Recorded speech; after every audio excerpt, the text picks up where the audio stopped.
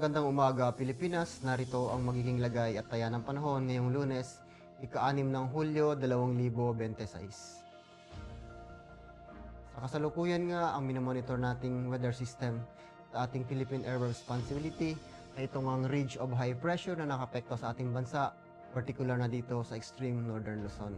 Samantala ang Metro Manila, na labing bahagi ng ating bansa, inaasahan natin ang mga localized thunderstorm. Ang minomonitor naman nating bagyo na nasa labas ng ating Philippine Area Responsibility ay napanatili nito ang kanyang kategoryang Super Typhoon with international name Bobby.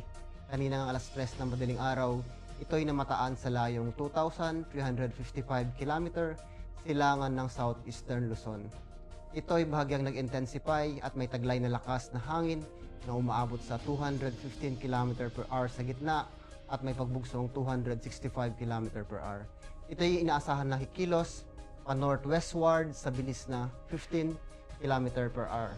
Kung di magbabago ang kanyang bilis at track, ito'y aasahan na papasok sa ating Philippine Area of Responsibility July 7 ng gabi or July 8 ng madaling araw. Ito'y inaasahan pa rin, hindi pa rin natin inaasahan na maglalandfall sa anumang kalupaan ng ating bansa. At para sa general area forecast, ang Metro Manila at labing bahagi ng Luzon, meron na rin sa Visayas at Mindanao. Sa ngayon, aasahan natin ang fair weather condition, bahagyang maulap hanggang sa maulap na kalangitan na may mga posibilidad na pulupulong pag-ulan, pagkulog at pagkidlat.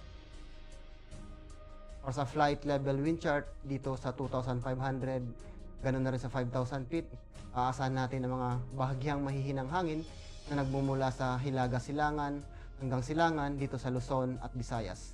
Pagdating sa Mindanao, aasahan natin ang hangin ay magmumula sa kanluran.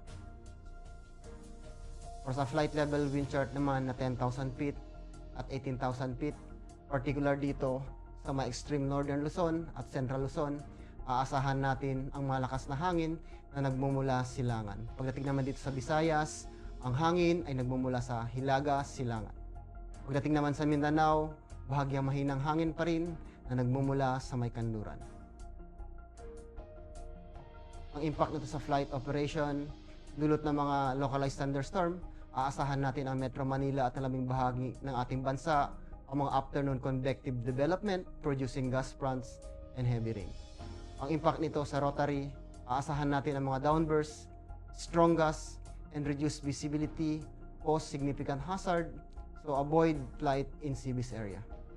Para naman sa peak swing, aasahan natin ang mga severe turbulence and wind shear like during arrival and departure phases. Aircraft may experience temporary delays or require reversions. Ang araw ay sumikat kaninang 5:32 AM at lulubog mamayang 6:30 PM. Meron tayong moon illumination na 64% decreasing. Para manatiling updated sa lagay at taya ng panahon, ugaliin i-follow ang aming social media account na Air Force Weather Center. On behalf of our Commanding Officer, Colonel Hermelino T. Calubiran Jr., POP GSC, ako po si Technical Sergeant Bautista, Weather Broadcaster ng Air Force Weather Center. Muli, magandang umaga, Pilipinas.